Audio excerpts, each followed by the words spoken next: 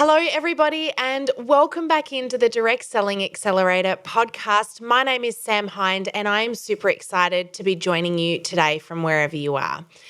Now, one of the things that I get asked such a lot is, Sam, how do we beat the Facebook algorithm? Or the flip question is, Sam, why is no one interacting with my posts?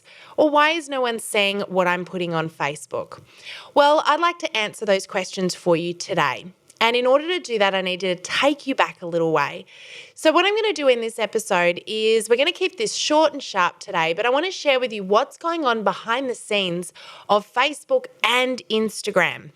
And I'm also going to talk to you about how to use the tools right in front of us right now to reach more people.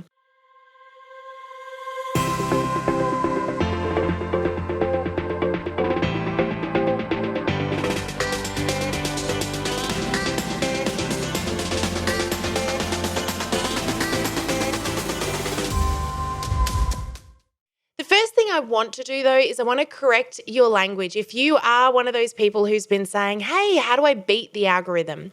Or perhaps you've heard a trainer say to you, hey, we can give you some tips to beat the algorithm. I want to change that language around a little bit because here's my reasoning. Facebook and Instagram, which are both run now by what is called Meta, which is the umbrella company, if you like, they are both, I guess, operated by a program called the algorithm. I'm going to tell you a little bit about what that is in just a little moment.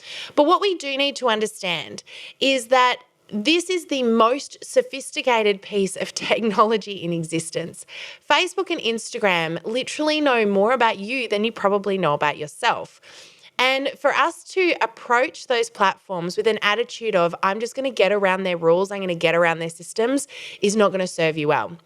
However, if you come in with the attitude that I'm going to work with it and I'm going to get it to help me do what I need to do, we're going to use Facebook and Instagram to our advantage. We're going to use the algorithm to our advantage. So let me just explain this to you a little bit, because I think that once you get what's going on, it's going to make so much more sense as to what I'm saying right now. I might be talking in, some kind of weird foreign language to you at the moment, and that's really okay.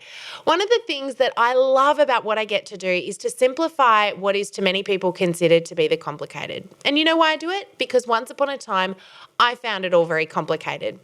Do you know, I love technology. I love these digital tools that we have at our fingertips. But I've always really struggled with many of the people that teach this stuff and the way that they teach it and how do I understand it? The reason I've struggled with it is because probably like many of my listeners right now, I didn't grow up with technology at my fingertips. I mean, it's school holidays and right now my kids are excited because I've let them sit in the office next door on their iPads for the next hour. This is something that I didn't grow up doing, and probably neither did you, which means that the way that we learned is very different to the way that we need to be learning today in order to be using these tools effectively. Or is it? I'm a really big believer that when we need to learn something, we've got to go to someone we can learn from. I've had to learn that just because I find something complicated doesn't mean that it's complicating. It means that somebody hasn't explained it to me the way I need to hear it. And so I have to seek out the right teachers for me. My kids learn things in very different ways to the way that I learn things now, and probably the way that you learn them as well. Once I grasped a handle on that and I stopped saying, I'm not tech savvy and it's just because, I'm not good at this stuff. Once I got that wasn't the problem was simply that I communicate differently to other people. It totally revolutionized the way that I'm learning and the things I can take on. What I've actually learned from this is I'm really tech savvy. I just need to approach it from a slightly different angle. And this is why I love to do what I do every day, because I get to teach these things to other people that learn the way I learn. And when they get that it's not because they're silly or they don't understand or they're just not tech savvy, it's just such an amazing feeling and experience to see them light up and realize they can embrace this stuff and do it really, really well. Just a super quick story. I went to a parent teacher with one of my sons a few weeks ago. And we've really grappled over the years with teachers that have been saying, you know what, your boys are just really active. They're not good at their English and their reading and their writing, and we really have to catch them up. They're not learning the way that they should be learning with the system that we have. And at first I thought to myself, you get that feeling like I'm doing something wrong, or they're doing something wrong, or they're just not as smart as the other kids in the class. And Greg and I went away, and I had that really awful feeling. This was years ago now that first came up. And at first I thought, what am I doing wrong? What do I need to fix? How do I need to approach this differently? And I realized something. The system that the kids are learning from is the same system for everyone. What's interesting about that is that everyone is born differently with different skill sets. They've got different ways of thinking, different modalities. They're kinesthetic, or they are auditory, or they're sensory. Like, what is their method or modality of learning and taking the world in? And I realized something, that when that system doesn't work, it's not about the system, it's about the person at the other end. And this is why we learn to label ourselves. And I started to hear my kids saying things like, I'm just stupid, I'm dumb, I'm not like the other kids. And I could see that their approach to learning was beginning to drop. They were beginning to feel like there was something wrong with them and they should just stop trying. And I recognized that because I had felt that for many years of my life while I was growing up. I just thought I wasn't smart as other people. And as I, got into my career and then started my business, I realized I was still using these words. I was still saying, I'm not as smart as other people. I'm not going to be as successful as somebody else because I can't do maths like others, and I'm not great at the sciences. And I realized something. We're all born incredibly intelligent in our own way, for our own purposes, to achieve the things that we're supposed to achieve in this world. And my kids are different to your kids, and you are different to the next person, which means that we need to seek somebody who can teach us using the method that we need in order to learn. Now, this is totally off track here. I get that. But where I'm going is that my boys needed to learn whilst using their active kids. It doesn't mean there's something wrong with them. And so the teacher that we were speaking to recently, when we went into this parent-teacher, said that what she started doing is when the kids get a bit restless, and she was speaking in this case about my youngest who's about to turn 10, when he gets a bit restless, what she does is, instead of forcing him to sit down and read, what she does is she gives him a problem to solve, and then she sends him for a quick jog around the building. And when he comes back, he has to tell her what the solution is to the problem. So it might be a maths problem, or an English question, or an observation he needs to make.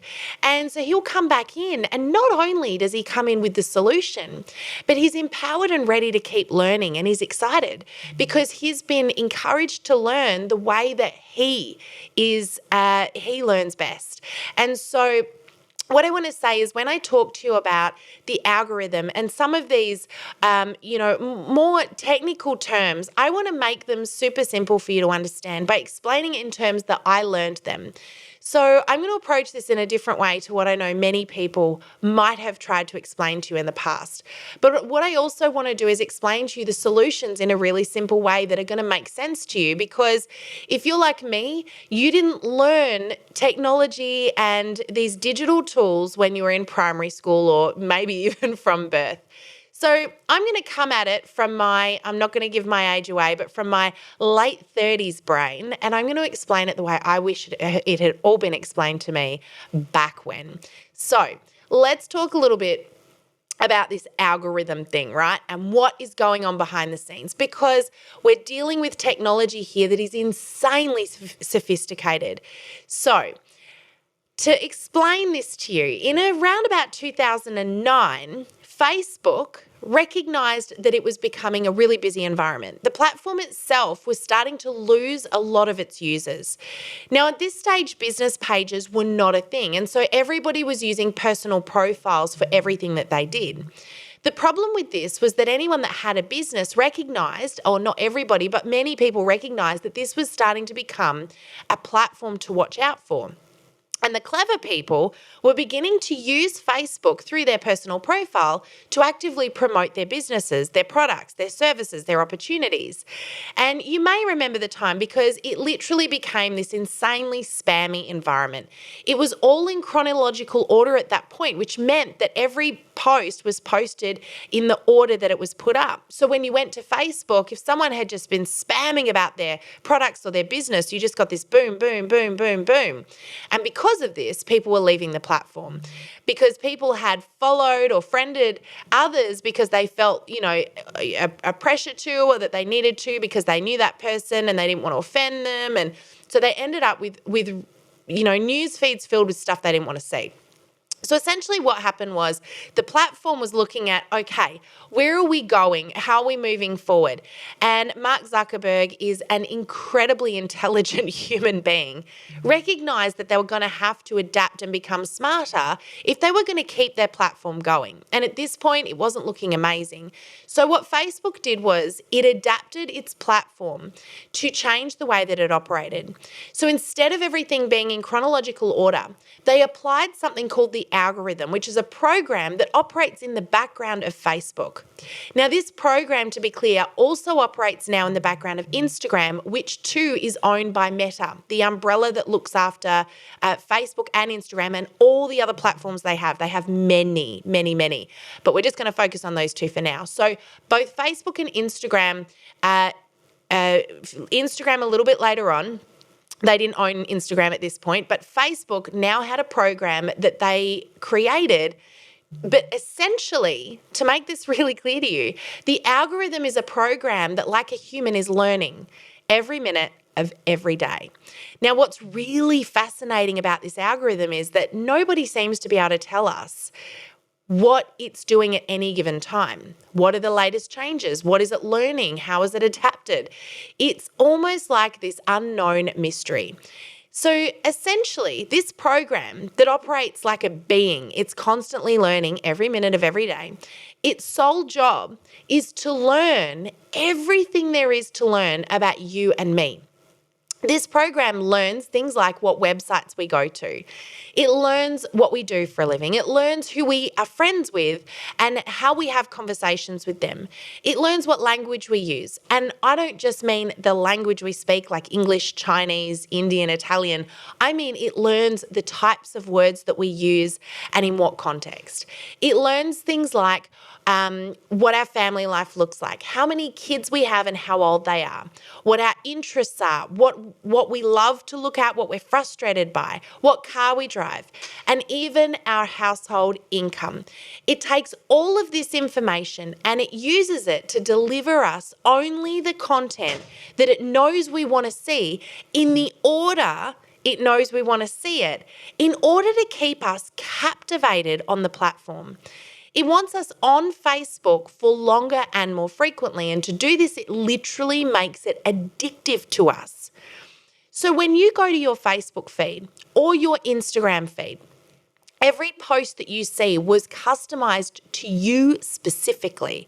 So this algorithm essentially is delivering you content that it is made for you and you alone. It's like a fingerprint. There is only one feed like yours.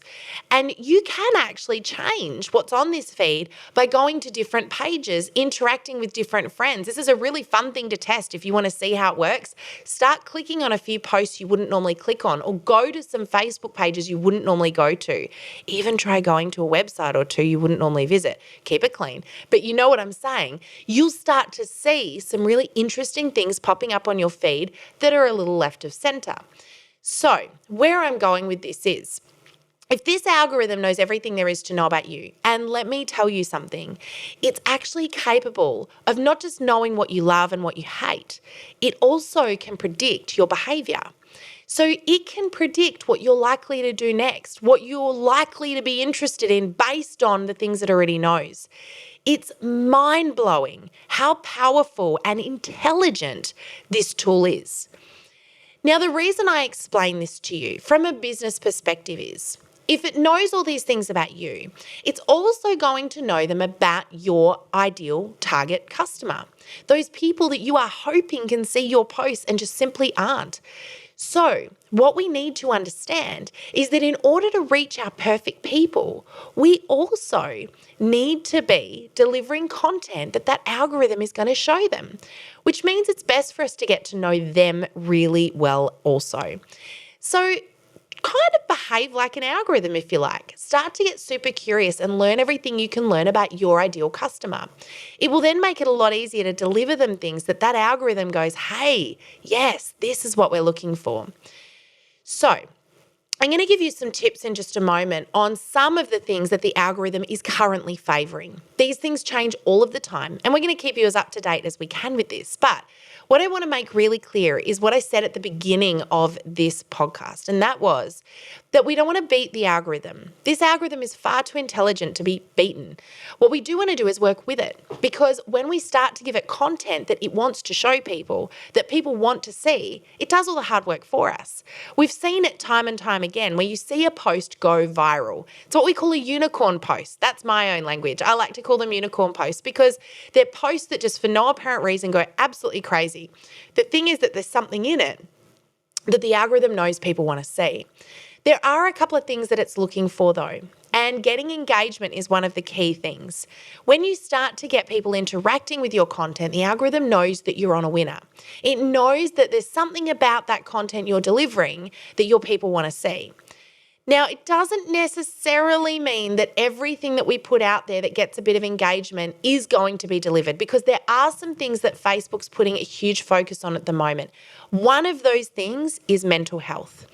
Facebook has been slammed in recent years over the content that it's allowing to be put out there and how that's affecting the health of people mentally, especially over the last few years since people have been locked down and at home and lives have changed globally.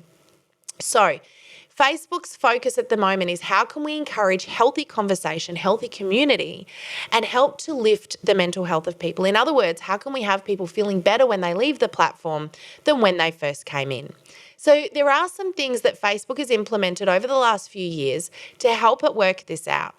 You may have seen an up and down vote appearing on your feed from time to time where it had a little plus or a minus where you were able on either a business page or a personal profile or even within a group to plus or minus how this particular post made you feel.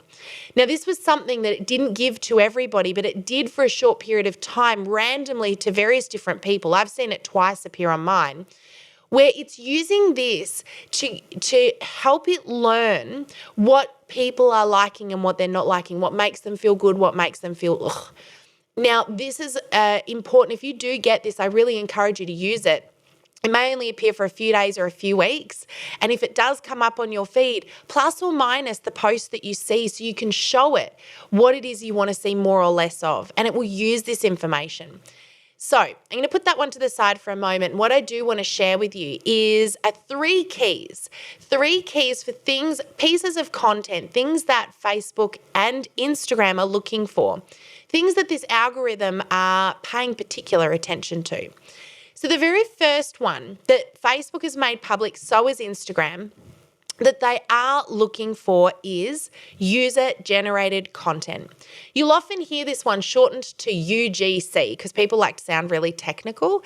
So UGC is what they're looking for, which basically means they're looking for content that people create themselves. So posts, captions that they write, photos that they take. This means that content that isn't shared content, isn't links, and isn't stock images are the pieces of content that the algorithm are looking for. Why? Well, there's a few reasons for this. The first reason is because this type of content is unique and it knows that there's only one of a kind. So it wants to encourage that because it doesn't want to have a ton of the same things spread out everywhere.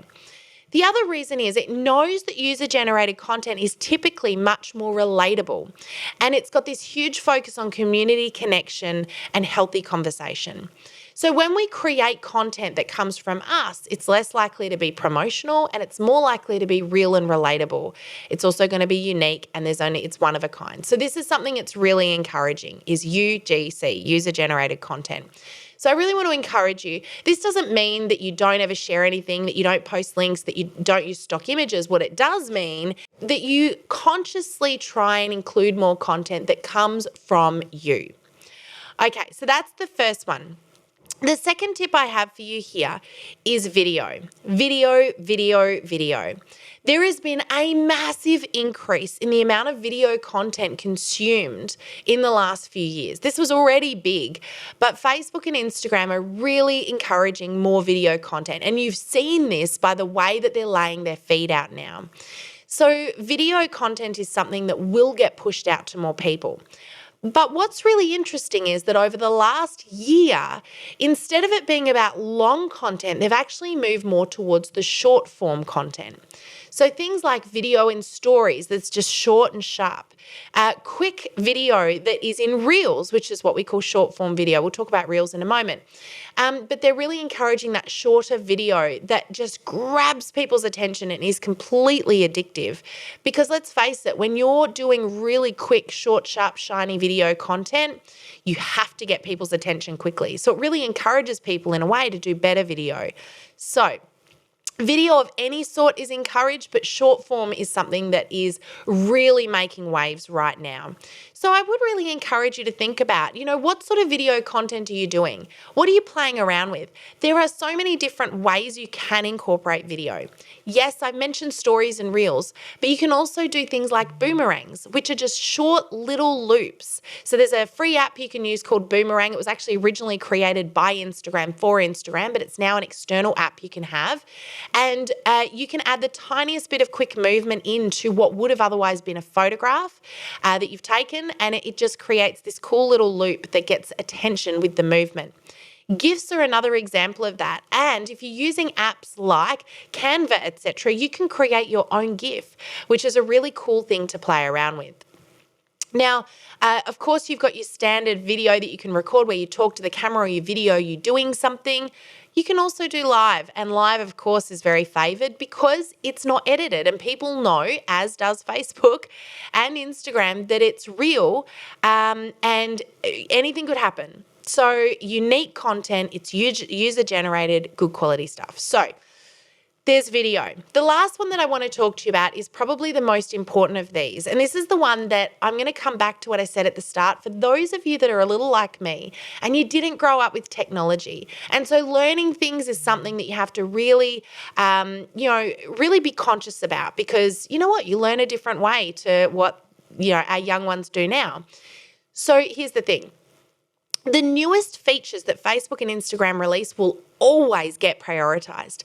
This means that if you're using the newer features, you're going to get priority delivery. Facebook is going to show it to more people.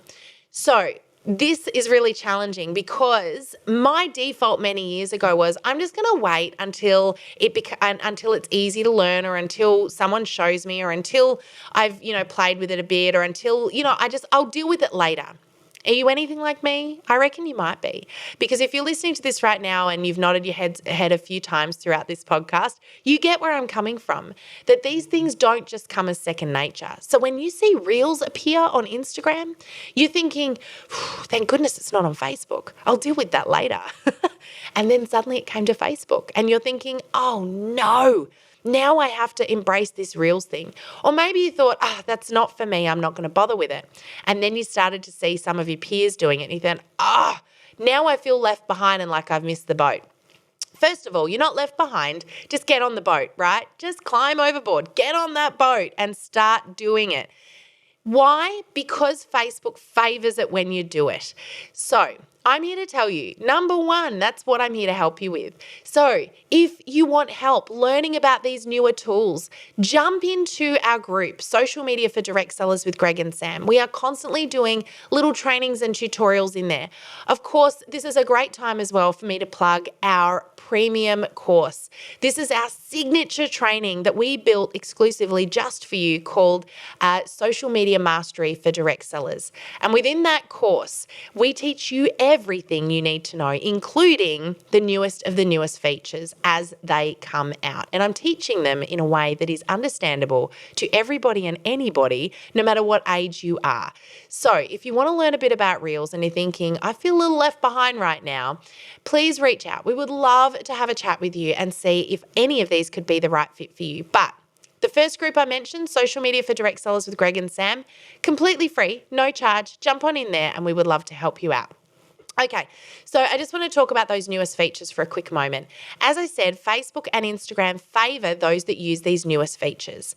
The best way for you to learn them, aside from finding somebody that teaches them in a way that you understand, that meets you where you're at, is to just play with them. Okay, one of the easiest way to learn things is to get in there and have a go. So please, if you see a new feature appearing, get in and have a crack. Even if it doesn't make sense to you straight away, it's okay. I really want to encourage you that presence is much more important than perfection. So be present over perfect. Why? Because it's more real, it's more relatable, and it's much more you. So I hope that this has maybe shed a little bit of light for you on why not every post you put out there gets seen by everybody that follows you. Maybe it even explains why you're not getting growth with followers right now. The first thing is just know that it's not you. It's not something that you're doing wrong. It's just that you haven't yet worked out how to reach your ideal customer. So keep getting curious. Just remember that algorithm is actually waiting for you to deliver content that it can show people. It's not working against you, it's working for you. But I want you to just change that language a little bit. Let's stop trying to beat the algorithm and let's start working with it. We're going to have so much more success when we do. So that's it from me today. I hope that this has been helpful for you and given you a few quick tips to help you out. Just a little reminder on those 3 top tips: UGC, user-generated content, video, and use the newest features like Reels, Stories, and anything else that you see pop up there. Give it a go. But that's it from me. Have an amazing rest of your day. Thank you so much again for tuning in. I really appreciate you. Please subscribe to our YouTube channel so you don't miss out on any of our upcoming episodes. We've got some incredible guests joining us in the coming weeks. I look forward to chatting with you on the podcast again next week. But that's it from me. So have an amazing week and bye for now. Thank you for joining us in this episode of the Direct Selling Accelerator podcast. If you love listening and you found that this was helpful for your direct selling business, please like and subscribe to our YouTube channel. You can also check out the recommended video that's popped up on your screen right here. I look forward to seeing you again next time. Bye for now.